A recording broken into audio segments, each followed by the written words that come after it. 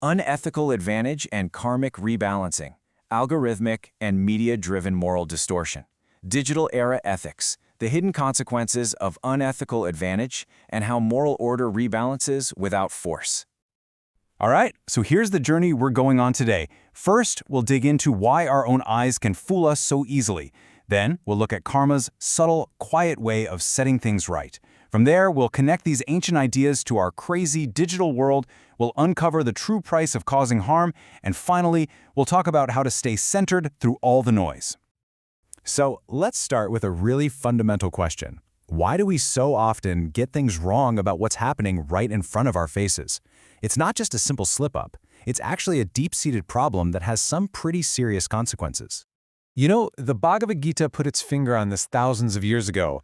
It says that when our judgment is stolen by illusion, we literally can't see the truth. And what's illusion today? Well, it could be anything from a curated Instagram feed to a biased news algorithm. I mean, this is our life every single day, isn't it? Our brains are wired to take shortcuts. Just think about how fast you form an opinion of someone from a single photo or a clickbait headline. We're constantly mistaking the wrapper for what's inside. And the Gita takes this even further. It basically says that the real deal, genuine integrity, true worth, it often shows up looking completely ordinary. It doesn't have a spotlight on it. So if you're looking for a big, flashy performance, you're going to miss it every time.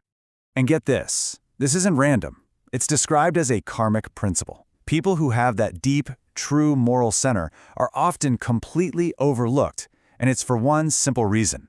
Their goodness isn't for show. It's not a performance. It's just who they are, quietly and consistently. Okay, so if we're all constantly misjudging everything, how does any kind of balance ever get restored? Well, the answer is probably not what you think. It isn't about some big dramatic punishment. It's way more subtle, a quiet, natural rebalancing act. This is so key. We have to get the idea of revenge out of our heads. Karma isn't about an eye for an eye. It's more like a scale that, when it gets pushed down on one side, will slowly, quietly, and inevitably tip back to equilibrium all by itself.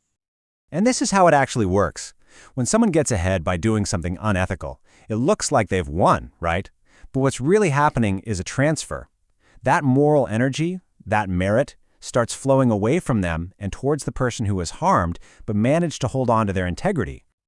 I mean, what a powerful idea. All the stories, all the gossip, all the distorted narratives people create about you, in the grand karmic scheme, they're just noise. They don't stick. What gets recorded is your inner state. How did you hold up? Did you stay true to yourself? That's the only thing that matters. Okay, let's pull these ancient concepts right into our world right now. How does all this stuff about karma and misjudgment play out in our age of social media, algorithms, and just constant digital static? Well, in our digital age, there's a really powerful tool for manipulation: algorithmic distraction. Just imagine a flood of negative comments from bots or a targeted smear campaign. The goal is to shatter someone's focus, to make them doubt themselves, to wear them down until they're just too exhausted to fight back. And this gets to the absolute heart of the matter. We used to form our opinions based on actual face-to-face interactions, relationships. Now we judge based on a representation, a profile, a headline, even a meme. We've traded direct experience for a mediated image, and that changes everything. And here is a perfect and pretty painful example of that: gendered projection.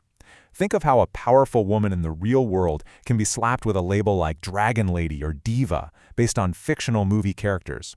Her real actions are seen through a distorted, fictional lens. It's a classic case of a representation completely overriding reality. So what's the actual cost of all this manipulation? What's the bottom line? Well, as we're about to see, clawing your way to the top unethically isn't just a morally bad choice. It's a fundamentally losing strategy. Let's compare two ways of thinking about goodness.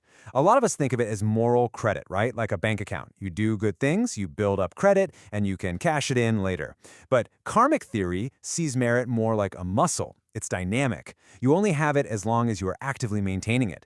The moment you stop, it starts to fade. This also completely expands what we think of as theft. Karmic theft isn't just about taking an object. It's about stealing someone's time. It's about exploiting their work without giving back. It's about using fear to buy their silence.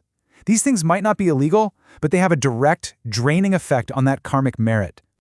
So how can you tell when someone's moral fuel tank is running empty? The source material gives us some pretty clear warning signs. The person gets more and more anxious, even if they're outwardly successful. They get obsessed with controlling the story about them. They can't handle any kind of criticism, and often they become even more aggressive toward the person they harmed. And that brings us to our final and, I think, most hopeful section. In a world that is so full of distortion and noise, something real and solid can still last.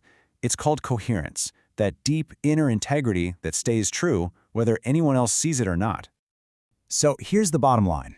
Greed is fantastic at collecting things, money, power, followers, but it is terrible at holding on to true merit. That rebalancing we've been talking about, it's not a big show for everyone to watch. It's a fundamental law of the universe, operating as silently and reliably as gravity. And this quote just says it all. You can shout from the rooftops about how great you are, but it doesn't matter. Merit doesn't stick where it's claimed. It sticks where it's genuinely aligned. It's not about what you say, it's about what you are. It doesn't need to post a rebuttal. It doesn't need to win a debate on Twitter. While everyone else is busy arguing, the underlying moral order of things is just silently rebalancing. So, I'll leave you with this to think about. In your world, with all the pressures and all the noise, where is your coherence being tested? Where do you feel that tension between the outside perception and your own inner truth?